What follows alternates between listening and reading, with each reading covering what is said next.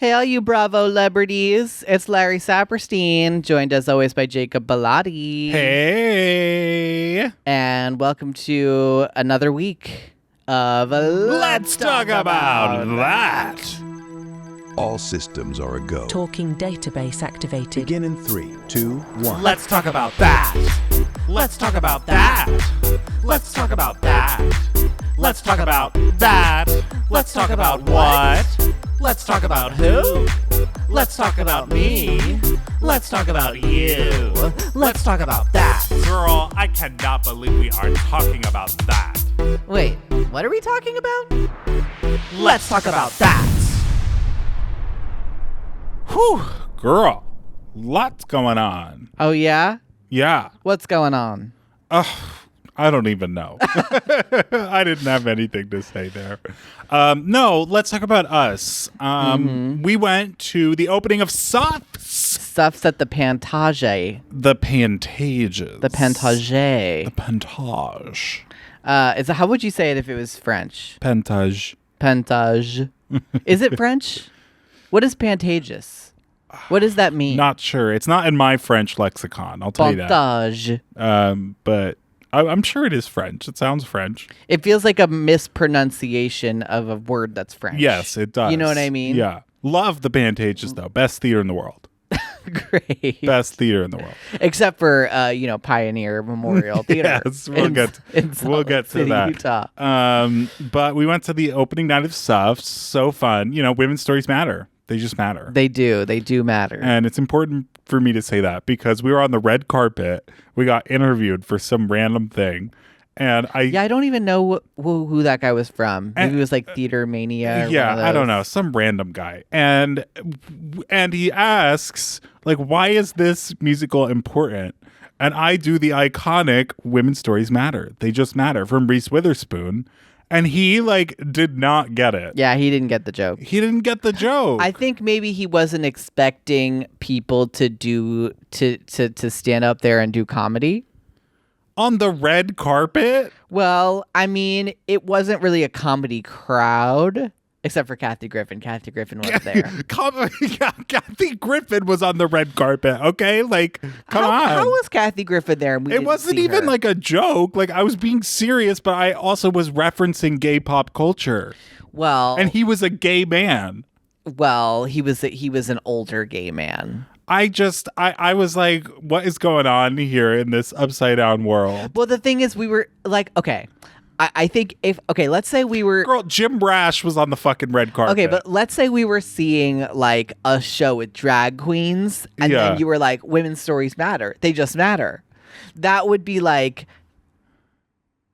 a joke in that it's no. Please explain to me what I did wrong, making an important statement on the red carpet. Well, it's just that we actually were seeing a show about women's stories. I know, and you were making a joke about women's stories, so it was a little like I wasn't making a joke about women's stories. I was making a gay pop culture reference that is objectively funny. I don't know what that guy's problem was, but whatever. It was fun. We had fun. We had fun. We met Jim Rash, Oscar winner. Yes. He gave us tickets to the after party. Yes, so he did. That was very cool. Michelle No. Yes, from Michelle No. We love you, Michelle No. So High School Musical fans, Michelle No plays one of Nene's moms. Yes. And her husband is Jamie from Progressive. Her husband is Jamie from Progressive. Yes. So in the Progressive commercials, Jamie, that's her husband. We were chatting it up with Jamie all night. Yeah. So we saw Michelle, and she was really happy to see us. And you had never met her before, so no. that was exciting. And and then we watched Stuffs. Yes. The musical. We did. And what'd you think? Loved it. No, I enjoyed it. I think that you can definitely see the inspiration in where it took inspiration from things like Hamilton and stuff like that. I believe Larry's direct words were. No. And the creator, Shania Twain, was there. That's not her name. What's her name? Shayna Taub. Okay, so I was close. I like Shayna Taub a lot. Yeah. I've been a follower since I was in like high school. So yeah, and we were sitting next to Stephanie Shu. We were sitting Oscar nominee. Next to Oscar nominee Stephanie Shu. My God. Who randomly was not in the press photos on the carpet. Really? Or was she? I don't know. I didn't look. I didn't remember seeing her name or her pictures. I didn't look. Well, anyway, I had a great time. Yeah. It was a lot of fun. And we did that. So we did it. That's a thing we did. That was our outing for the week. And the rest of the week, we've been sitting inside playing Wizard 101. So now we've been caught up. Excuse me, I've been writing as well. Yes, you have I've been doing writing. a lot of writing. I have not been writing. Yeah. I've been playing Wizard 101. Yes. Well, sometimes okay, look, when you do a show, there's post-show depression. That's real, okay? When you're done with the show, I can see the thoughts formulating in your brain. What thoughts? About how stupid I am. How stupid you think I am. That's not what I'm thinking. What are you thinking? I want to hear what you have to say. Well, you're especially like you have a job. It's mostly that you like have a job, right? And you have something to do every day. Yes. And you're going and you're working and there's like purpose in your life. Mm-hmm. Then the show ends and you lose all sense of purpose in your life. But that's not true. It's true for me. Am I purpose? I'm no purpose in your life, apparently. You are purpose in my life, but your purpose is to play Wizard 101 with me. Great. That's really makes me feel lovely. What? The person I spend my life with finds no purpose in being with me. Jacob, that's not what I mean. Love has no purpose in your life. Jacob, that's not what I meant. Okay. What I meant is that, like, you know, being on stage, doing theater, being an actor, entertaining is one of my main purposes in life. So then to do that, and then it's one of your main passions in life. That as well. Both things are true. I think one of your main purposes in life is to be a great partner.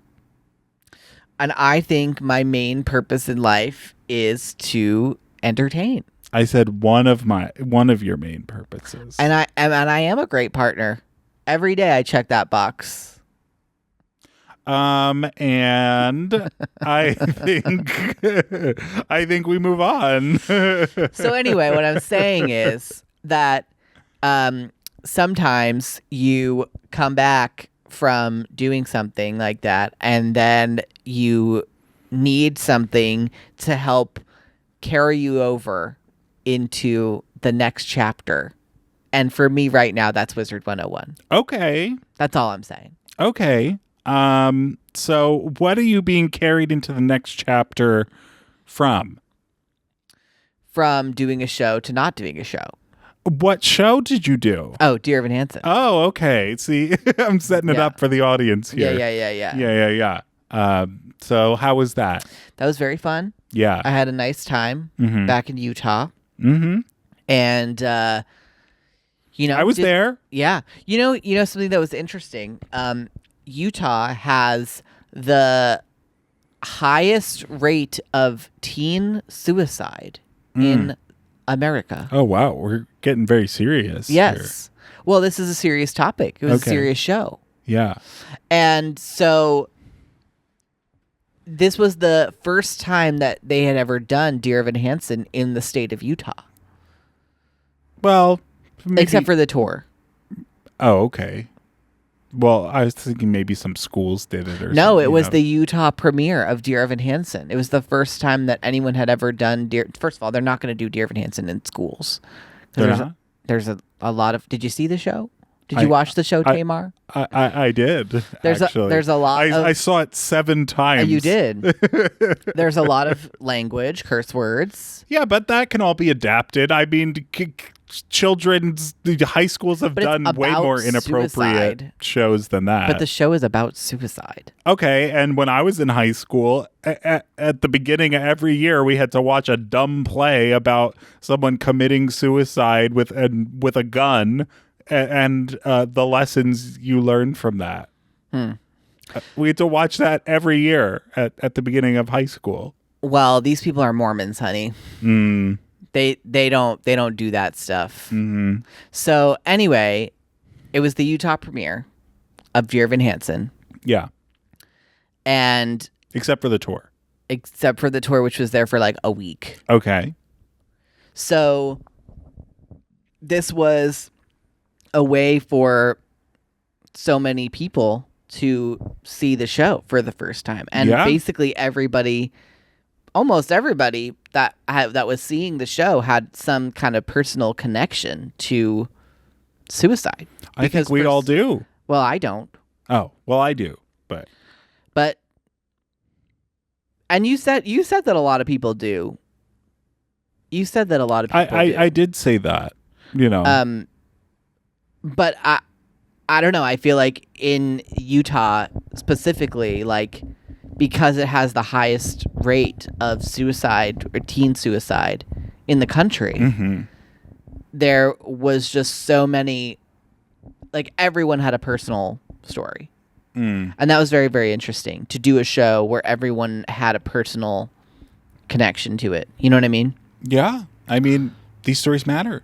They just matter. See, that Women's wasn't a stories joke. matter. It was a powerful statement. No, it was a joke. I'm making a point that it was a powerful statement. You were trying to make a joke. I was not trying to make a joke.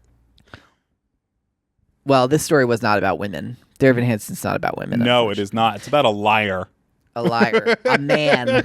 It's about a man who lies. A lying little boy. A man who lies. There are women in the show. There are. But like Powerhouse Donna Vivino. We love you, Donna. We love you, Donna Vivino.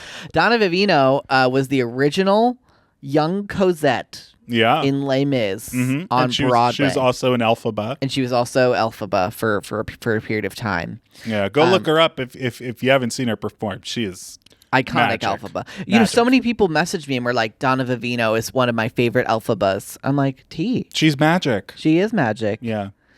And great cast all around. Had a really fun time with them. They were all so nice. We really bonded, and I miss them lots. Yeah, it's special when you work with people and you form a little bond. Yes, you know? It's nice having coworkers that you like. Yes. Yeah. You're my coworker, and I like you. Think about that. Think about that. You ever think about that? Well, I would hope you like me. You're my coworker, and I wake up every day and I say, I like you. Is that what you say? Well, I say I love you even when I don't like you. You know what I mean? Even when you don't like me? Well, are there ever times where you're like, I'm so mad at you? Like you at me. Are there ever times where you're like mad at me and you're like, I don't like you, but I still love you? No. Oh. I mean, I don't think that really happens with me to you either. But that's just like a saying. It's why I said it. Oh, okay. It's like, I love you even when I don't like you. But I think that's not like for like relationships. That's for like family. I love you even when I don't like you. You know, it's like that's your family members. Well, relationships are family, you know? Well, you know, we as gay people famously get to choose our families. Yes. Right. So there you go. Anyway, so what else have we been up to? I've been writing a lot. I'm going to start producing a new show. Very exciting. Very exciting. For Netflix. More on that to come. Yeah. And BravoCon just happened. So we weren't there. No. We weren't there. Thank God. Yeah, I don't think it would be fun to be there. Yeah. Well, listen, I'll tell you from experience. Yeah. As someone who worked at 3 RuPaul's Drag Cons in Los Angeles. Yeah. Conventions are like not fun. No, I don't think they're fun for anyone involved. No. Like they're not fun for the panelists. They're not fun for the people running around. They're not fun for the people, for the patrons. So who are they for? They're fun for the people watching at home on TikTok. Yeah. Pretty much. And that's, well, actually, we were watching on Peacock. Peacock, we love you. Peacock. Love you. Peacock. We were watching the panels and, yes. and the asking. It's a content factory, really. Yeah. It's a content factory. Yes, which was part of what I hated about working at DragCon. Right. I mean, despite like there were very cool parts for me. Yeah. I don't want to be all negative about it. Like shows I created were filmed at DragCon. Right. Which was very right. cool. Right. And you know, it was fun to hang out with some like Rue and some of the people who like, of course, you know, you don't get to see every day. Yeah. But it is a like every day is like 14 hours. Right. You are walking on your feet the whole time. There's not like really chairs that people are sitting in. Right. Except like I would go up to the office sometimes just to get like a foot break. But like other than that, like the people downstairs, like the patrons, you're walking the whole day. You're right, unless sitting. you've paid for like a panel to sit at. Right, you are like walking the whole day. You are spending exorbitant amount of money. Right, and then think about like taking it back to BravoCon. Okay, yeah, right. So the first problem is that it's in Vegas. Yes. So that's the first thing. Yeah. The second thing is that it costs like $500. Mm-hmm. And then the third thing is like there are like 20,000 plus drunk white middle-aged women. I'd say probably like 40,000. 40,000, you think? I'd say 40,000. I wonder if we can find like the numbers. I'm sure they'll post how many people came. But like, so here's the thing that we forget about Bravo as like gay people. Mm-hmm. Is like, okay, gays love Bravo, right? Of course. Like gays love Housewives. It's, you know, it's a huge in the gay world. Yeah. However, those shows are not made for gay people. The shows are made for women to watch. Yes, they're made for women from the Midwest. Which I always just find so crazy because I find it so entertaining. But I find it entertaining for a different reason than they find it entertaining. Right. I think a lot of the women in the Midwest, not all, but a lot, love Housewives because they think it's like super real. Right. And like and they don't they're not seeing the campiness of the situation. Right. They're not seeing like the humor that is being conveyed through quick editing when someone's shitting on Britney on Salt Lake City and then they cut to a shot of Britney on the side like having no awareness of what's happening. Like, right. I don't think they're picking up on that. Right. You know, and so what are they picking up on? Like, what is the entertaining? They get invested in the women. They get invested in their lives and really like care about their marriages and stuff. Some people are like, I see online like people like Lisa Barlow, my queen, Lisa Barlow. I'm like, Lisa Barlow is your queen? Right. Like, right. She's doesn't strike me as a very good person. No, none of them are particularly great people. That right. being said, we love all of you housewives. We love the housewives. We do love the housewives. As someone who wants Meredith Marks on this podcast, and I do want them to succeed. You know what I mean? As someone who wants Giselle Bryant in that chair. Oh yes, in that chair, in this chair that I'm sitting in. We love you, housewives. Yeah. But I think they get invested in their marriages, and like they think like all those relationships are real. Like for instance, like everybody in the entertainment world, come on, open secret, Harry Hamlin is gay as a maypole, okay? I don't even know who Harry Hamlin is. Lisa Rinna's husband. And it's like, right. And I've never watched. Someone started to bring it up once on the show. It was in the iconic Amsterdam fight. Right. Kim Richards brought up, right. Let's talk about the husband. Let's talk about what you don't want out. And then, Lisa Rinna famously threw a glass at her and slammed it on the table and everything shattered and Kyle ran out looking like a witch covering her face with a towel. Right. You showed me this. Showed me this. But it's like for those of us who are gay, that is high camp. But Right, for someone in the Midwest right. watching that, a woman in the Midwest, she watches that and like, oh no, like this is so horrible. Well, because they don't know what they're talking about. They're not Right. in on the news of it. Right. Right. Right. And so, you know, I think we have a bit of a different perspective than they do when watching it, and we find it entertaining for different reasons. Right. Right. Valerie Cherish should have been a housewife. My God, how the world would be if Valerie Cherish That is like was a still one housewife. of my favorite plot points. Well, now is, like- Rachel Zoe's back, so on Yeah. Beverly Hills. Well, Valerie Cherish isn't a real person. I know. But that was one of my favorite plot points, that she tries to be a housewife of Beverly Right, Hills. they do the audition with LVP, yeah, Lisa with Vanderpump. and then Andy is in it. Yes, and RuPaul. Andy and Rue are having lunch at Oh the my- chateau. Yeah, can't believe that's coming back. By Wow, the way, I'm so excited. crazy that's coming back next year. How do you feel about Salt Lake City this season? Because we're like halfway through. I think it's a good season. So far, I don't know if it's really as strong as last year for me personally. Interesting. I think this has been the funniest season so far. really. Like I think other season. Okay, so here's the order, right? Okay. Top tier, season 2. See, I didn't watch season 2. And that's why you need to go back and watch it. Okay. I think the best season of Salt Lake City was season 2. Mm-hmm. It had the Jen Shaw arrest. It had Mary's cult. It had like drama that was unbelievable. It had little girl bobblehead. Like Sure. it had all. It was just Mary. It was Mary being iconic. Yeah. All of the lines. Mary hating Jenny because she was racist. Right. And like it was top tier drama, most unbelievable, shocking episodes you've ever seen in your life. Right. Okay. Then I think the next best season 4.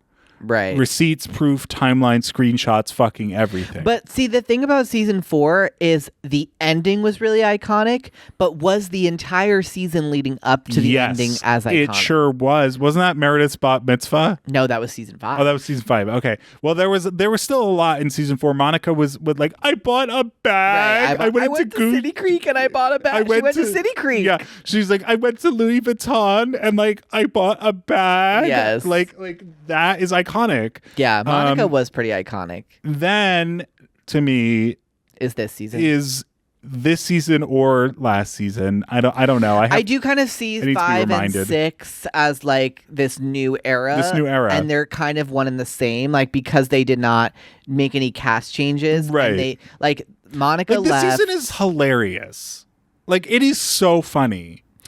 So who do you think is the person that makes this season like really, or is it all of them? It's all of them Yeah. as a group. Heather's sisterhood bullshit constantly. Constantly. Lisa Barlow carrying a sparkly Wendy's cup everywhere she goes. Oh my God. I mean, she's just always eating that Wendy's. Brittany being completely aloof, having no Right. idea what's Unaware. happening at any time. And I almost this week. Wait, hold on. I'm sorry. Meredith Marks, I mean, getting I don't think classically upset about something that was completely not what she seizures. thought it was. She's like, my son has seizures. No.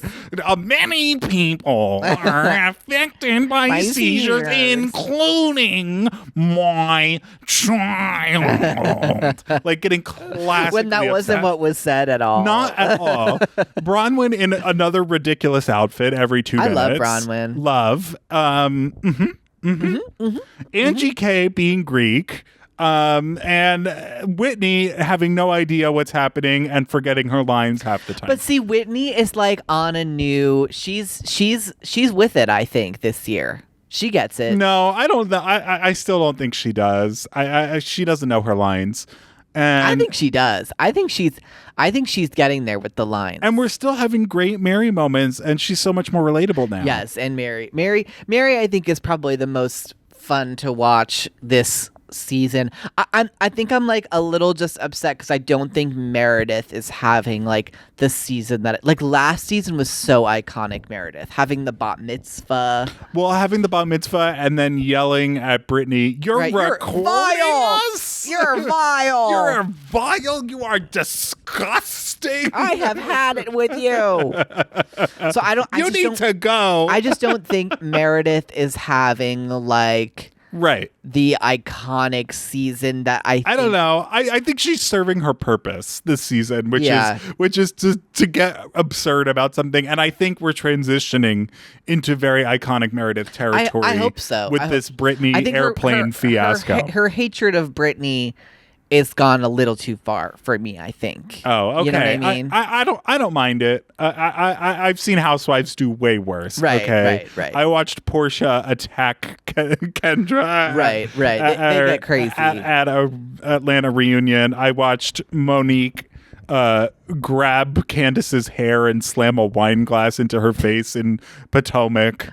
I've watched many, things that I've watched Nene getting into, like, I've seen, the worst it can get. Yeah. What was the leg? Remember the leg? That was New York. Okay. And she put her leg on the table. Was that a full housewife or a friend of? It was a full housewife. And she had a fake leg the whole time and no one knew? No, they knew. She just was putting it up there to make a point. And it was ridiculous.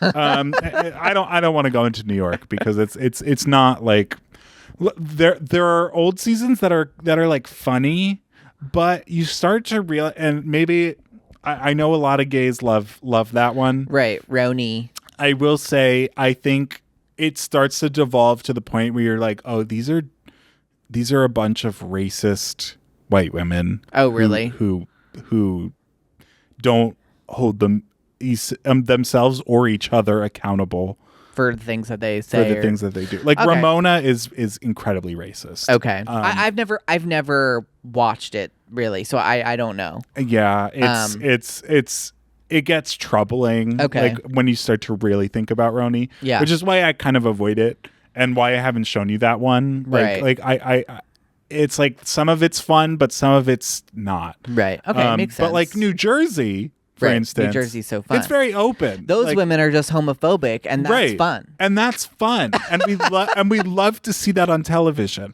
No, they're not homophobic. No, but Andy holds them accountable. And, right. As much as I love Andy, I love you. But love Andy. But he does not hold the Roni women accountable in the way that he holds New Jersey and other franchises accountable. Interesting. For their actions. Well, I mean, he does now. Yes, he does now, for sure. Because he fired them all, basically. For sure. Well, Bravo fired them. Yes. Right. But anyway, like this cast of Salt Lake City. Oh yeah, I was ranking them. Okay, so below these two seasons is season 1, and then the worst season was season 3. Okay, far. yeah. So anyway, this cast of Salt Lake City is a lightning in a bottle cast. Yeah. Like, they are iconic I really love women. Bronwyn. She's honestly my favorite. Oh, I know she's that's great. I know that's like maybe. Like, what do you love about her besides her ridiculous outfits?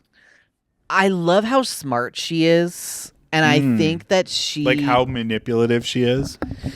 Well, I think that she knows very well that she's on a TV show. Yeah. And she's doing this. You can tell when you watch her that her purpose for doing this is because she wants to be on TV. Like, right. It's not because she wants to share her life. Like, she wants to entertain. Like, that is like her goal. And she is like on the team of like the producer. She's on the same team as like the producers and the people making the show, I feel. Maybe. I think she's kind of on her own team. Maybe. She has her own agenda. Maybe. Like, this whole thing that they've been pushing the last 2 episodes of like her bringing up open relationship with Todd. Yeah. It's like, it's so funny because she sat down and talked to Todd about it last week, and he was like, yeah, I don't want that. It's like well, what he was saying was he doesn't want to talk about it.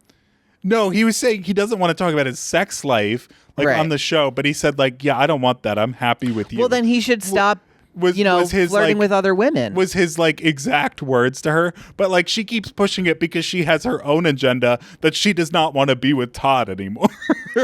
Well, I think what she's trying to do, she's trying to find a way out of her relationship with Todd is what she's trying to do. Maybe, but she's also trying to justify Todd's behavior of like flirting with other women. It wasn't even flirting with other women. It was that he was looking at pictures of another woman on an airplane and somebody saw him looking at pictures of other women. Right.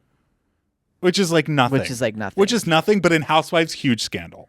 Right. Huge scandal. Right. But like, it was like, it's stupid, but like, I feel like she was trying to find a way to get out of having to be with Todd. I think that there will be a Todd divorce in the next few years. I think that's what she's working on the show right now. Well, but those are the seeds she's trying to plant. That she wants to get divorced from Todd. Yes.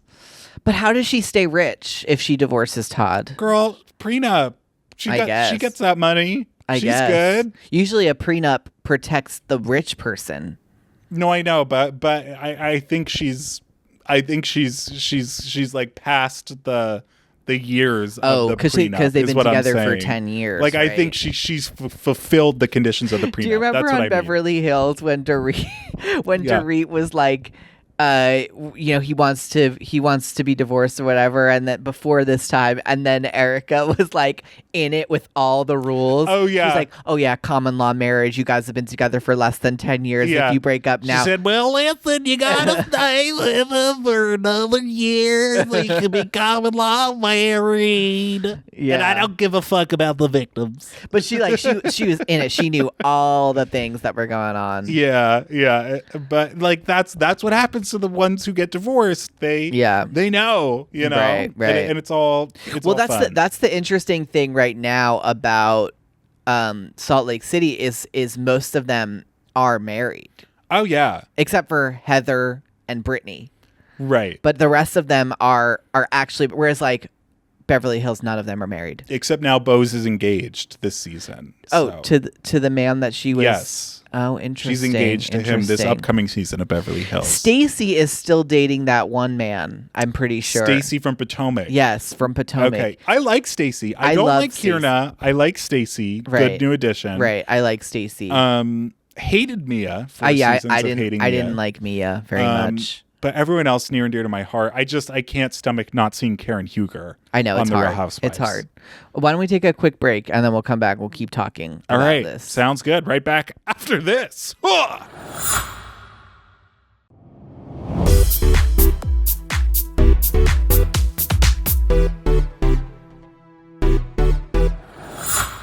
And we're back. We are back.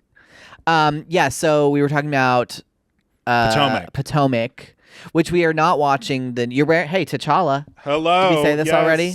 My T'Challa for Housewives 2020 shirt, as made famous by Monique Coleman and the Bird. Not Monique Coleman.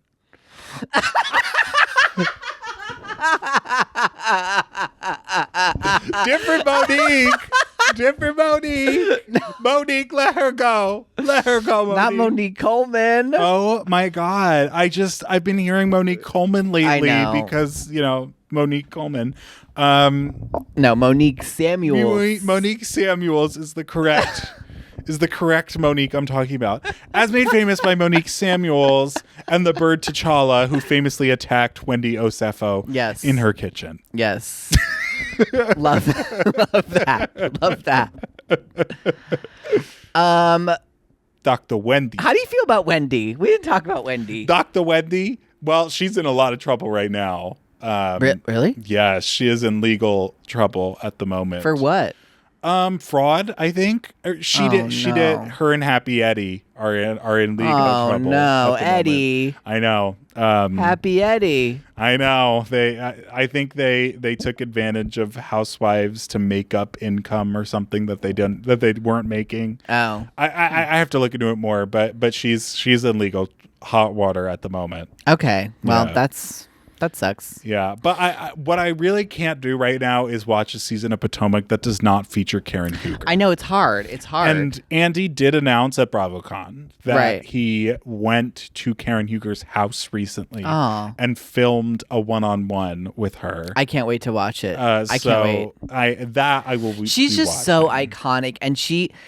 One time we were watching Potomac, and you were like, "Well, Giselle and Karen are really the heart of the show." Yeah, and And when you said that, I was like, yeah, it is. They really like found these two women who are kind of always at odds, but they're also best friends. Yeah. They love each other even when they don't like each other. Exactly See? what I'm saying. Right? See?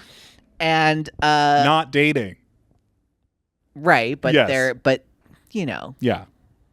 they're twin flames. Yes, but they've been friends for over 20 years. Right. And they, have their tiffs and their seasons. That's what's always fun about Potomac starting a new season. It's like, oh, is this going to be a season that Karen and Giselle are Right, friends? Or is right. this going to be a season that Karen and Giselle are fighting? Right. It's hard with any of the Housewives shows Karen's going to come back. The Grand Dame, yes. She's going to come back. Yeah. But it's hard with any of the Housewives shows when you have like an original core group and then they start to leave. Mm-hmm. Like New like Jersey now- was heartbreaking. right. It's like now the only people that are original, it's only Teresa. Yeah, I mean, and Melissa started season 3, I Right, think. Or right. 2. So- I can't remember. No, I think it was 3. So, Yeah. and she kind of counts because she is ingrained in the family. And even in the first 2 seasons when she wasn't like featured, she was still like there. Same thing, but like, same thing with like, I guess you could say Dolores too, but like Dolores was always around the New Jersey cast. Right. But now she's like fully in it. Right. Well, now she's on the Real Housewives of Rhode Island. So random. So random. With her sister. But I think like New Jersey was a heartbreaking one for me when Caroline Manzo left and then Right. Jacqueline Narita and that was difficult. I even like Kathy. Yeah, Kathy Wakili. Yeah. But she's only does what, like 2 or 3 seasons? Yeah, I think what we're watching might be her last season. Really? She doesn't do comes the back next as a one? friend of for I think another season, and wow. but this might be her last full time season. I didn't know that. Does she have any reason for leaving, or is she Teresa just... didn't want her on the show. Oh, Teresa didn't want Yeah. her? So Teresa got to basically say that she didn't want certain people on the show? Yeah, That sucks. I know. They weren't at the point yet where they were like, yeah, we don't care. Like, Teresa was like the star and the famous one out of it. right. And that was like her peak. that was like fame. peak Teresa fame. Yeah. Yeah. But anyway, they bring in people who are great. Obviously Dolores, I love. Yeah. And Margaret Josephs, who comes in, is great. I thought Siggy was great. Justice for Siggy on the Real Housewives of New Jersey. Sure, I don't know that, but And a couple that I don't love came in, but that's okay. Like Right. they live and learn, and I think they're refiguring it out now of who's going to be there. Which is fine. I just think it's so hilarious that Teresa and Melissa are still on it after all this time. Like, I know, Melissa and now is the one who stayed. And now Teresa's made up with Joe Gorga, so Yeah, so- it looks like more like that saga continues. They bring Caroline back. Again. That would be iconic. Now Caroline will never come back because she came back. Right. Remember, she came back for the- Ultimate Girls Trip and Right. then the whole Right, there was- lawsuit yeah. thing, and now we'll never get to see her return Oh, that's so sad. to Bravo. Terrible. Yeah, but the one to watch really right now is Salt Lake City. I think that's like Absolutely. the general consensus. Like, they really know that they are doing They have a special improv cast. comedy. Yes, they have a special cast. Yeah. Who gets it? Right. Who knows? And I think all of them, even Lisa Barlow, even Meredith, know that like it's not that deep. Right. Like, they're like, I've probably said this before, but like certain housewives, like we're at a point in our society where like we know what reality TV is and we know what the purpose it serves. Mm-hmm. And like, I think when you watch earlier seasons of of reality shows, just in general, like the people on it are maybe slightly less self-aware. I don't know if that's really the best way to say it, but they were so popular and everyone thought it was real, and so what am I trying to say? Do I you don't know I'm what you're trying to say. Like, I guess what I'm trying to say is now the women are kind of like okay with whatever, and they understand that it doesn't all have to be like 100% real. Like they don't have to be best friends with everyone to like make nice with them for TV. Yeah. And like they're kind of acting more than like how it used to be, I feel. Because I also feel like when Housewives started, like there really wasn't social media. And now it's like everyone's lives are out there all the time. Of course. So it's like the kind of scandalousness of someone's life being on TV is not as like overly exciting anymore. So now they Sure. have to like now they just have to have fun. Yeah. You know what I mean? And make funny moments. Like that's what's more important almost than sharing their lives. Yeah, I can see that. I just think it's enormous fun and it's lighthearted a lot of the time, Yes. which is really great. And speaking of fun and lighthearted, we've just started the Celebrity Traitors. Oh my God. I almost was going to forget to talk about that. Oh my God. Okay, so if you have watched the U.S. Traitors, Yeah. you must go watch Traitors UK. Okay, yes. If you've never seen Traitors UK, you need to watch Traitors UK. Traitors UK is the best Traitors that has ever happened because there's real stakes. Well, it's also the OG, right? It was first. Yes, it's real stakes. They have to win real money that they really need. They're Yes. all regular people. Right. They're not reality TV stars. They're regular people. Claudia Winkleman, icon. I want to be her bangs next Halloween. That's going to be my You go as costume. Claudia Winkleman's bangs. Okay, remember like Sia, how like she was just like a big hair? No, I don't. Okay, there was a period of time where like Sia was like just, or maybe it was like her music videos or something. It was just like hair that was just like huge. Oh, okay.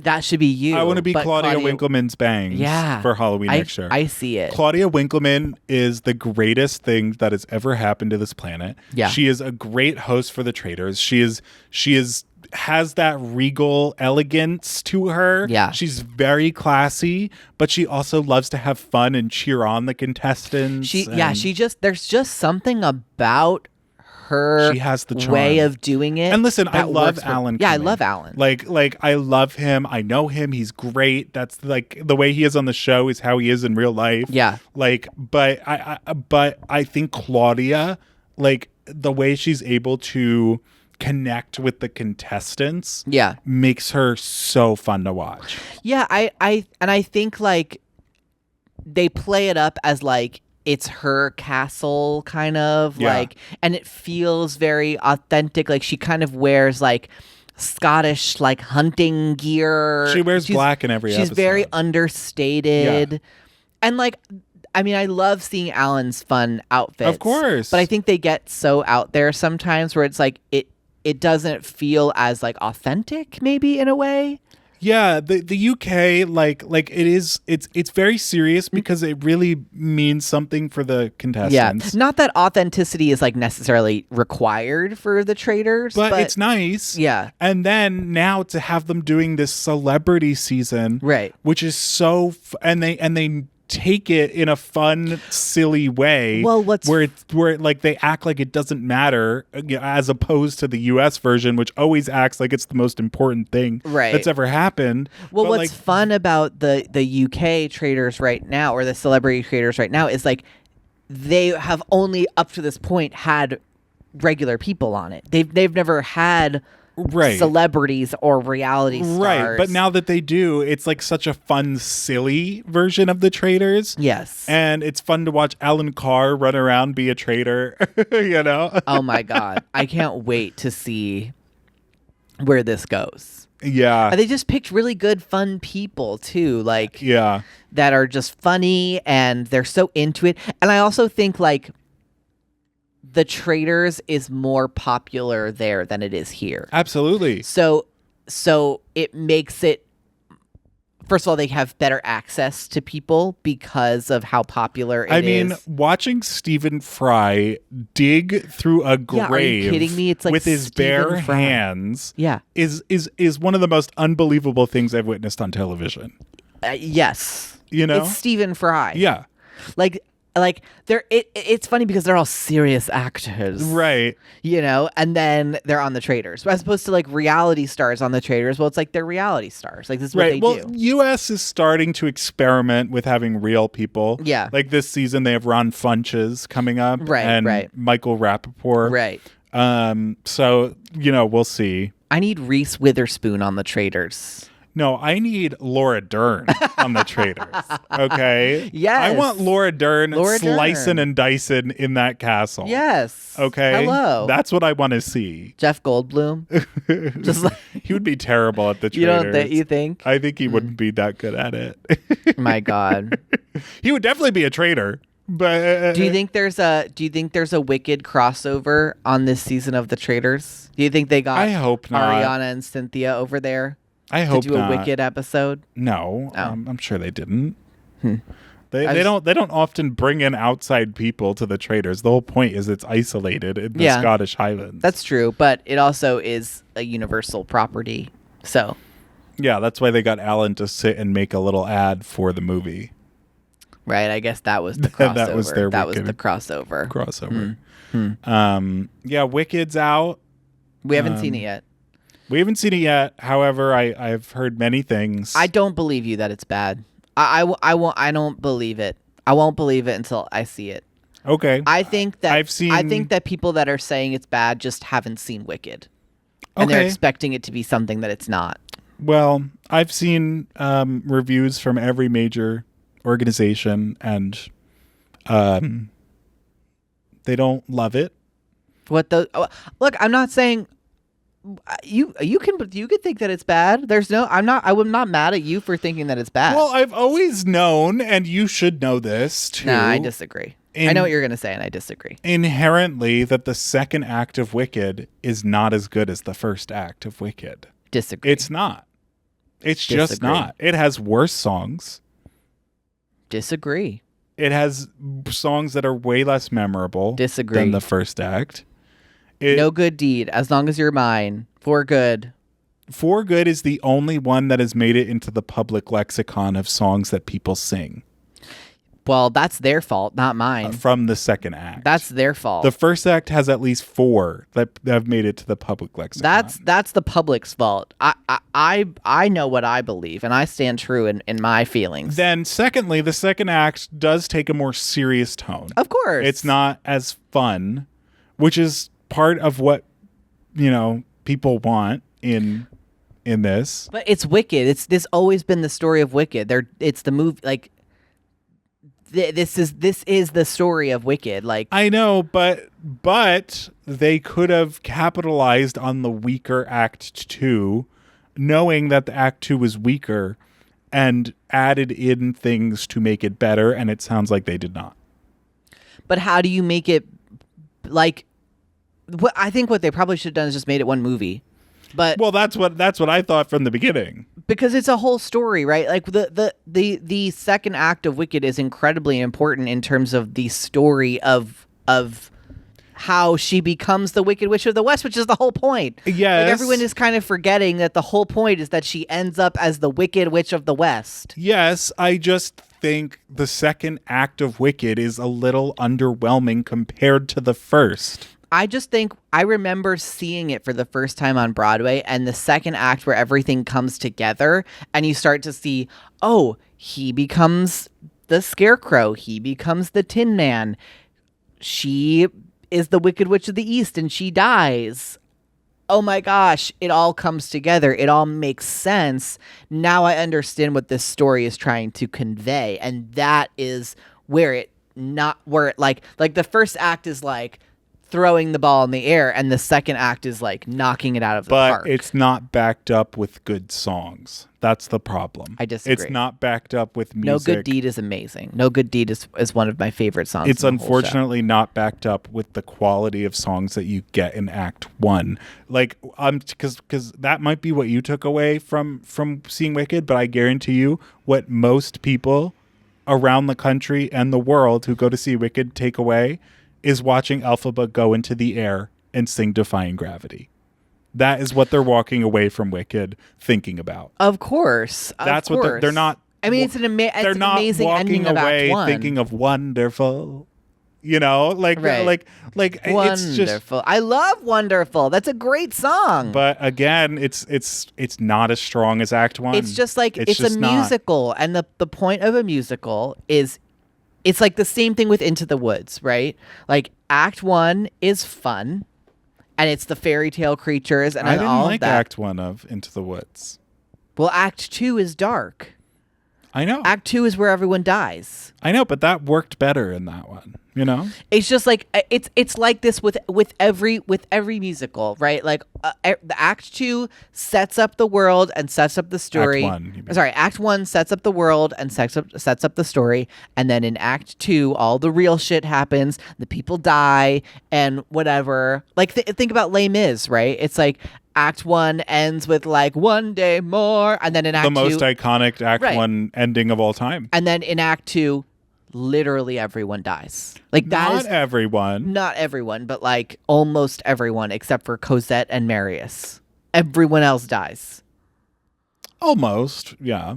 And Thénardier. But but Les Mis, the thing is, it's about the singing, right? Like So is Wicked. Okay, what good songs are in Act 2 of Les Mis? I'm saying it's about the singing, like it's about like the songs that are written for Les Mis, right, are all to emphasize an operatic singer, Of course. and when that's delivered, no matter what the song is, like it's iconic and it's beautiful well, to Cynthia watch. Erivo can sing However, whatever she wants. No Good Deed, I know you love that song, but there's no melody in No Good Deed. There's no melodic. That's not true. There's nothing melodic to remember. Elikanamen. And again, nobody. No good deed When the- goes unpunished. Right. It's like the theme. It's Elphaba's theme. That's It's not a good melody. It's not. It's just not. In fact, the only song that comes out of Wicked couldn't disagree with Act you more. 2 that's good is For Good. And that's why they named the movie that, because they know that, because an they amazing- and yes, because they that's an know amazing that's song. the only song that people know in Act 2 of Wicked. And that is, I couldn't disagree with you more. and unfortunately, it sounds like the movie did not capitalize on making something better that they could have made better. You're gonna walk away from the movie and be like, loved it. Maybe. You're gonna love it. I might love it. Watch. I might love it. Just wait and but see. I just listen. All the reviewers are people who have seen the musical, and they've all said it is underwhelming. 2 stars. Well, I choose to believe that it's gonna be wonderful. Okay. I think that I mean, we Most- were shitting on the first movie too on this podcast, only a little. It was amazing. but I've heard a lot of things about this one that particularly will bother you. Apparently, it's horribly lit. Oh no. Yeah, it's apparently horribly lit, and you can't see Elphaba's face during key moments. Oh, that's not fun. That is what I've heard. All right. Well, we'll see. We'll see what happens when we get there. I'm gonna watch it. I will be watching, We'll be watching and we'll update you next week. How about that? but I just think like the argument that there's not good songs is like I understand what you're trying to say, but the reality is every single musical Not like, good. I'm not saying think not about good the songs. musical Oklahoma. I'm not saying not good songs. I'm saying not memorable songs. Okay, think about the musical Oklahoma. All the songs that you remember, it's the same. All of the like heavy hitter songs go into Act 1, and then Act 2 is where the story takes over. That's almost every single musical. Well, then that's the problem about making this a 2-part movie. They shouldn't have done that. yes, then. it's hard to have someone remember all the something not fun a year things later. happen in Right. the second act, and so it's a whole movie of not fun. And I want to have fun. I think you have to watch these 2 movies like yeah, back and to I back. want to have fun watching Wicked. That's what I want to have. I want to have fun. Well, I mean, Wicked is fun, but it's also a real story about real things. Yeah, but a real story a perfect thing is good enough that you can have a real story and still have fun.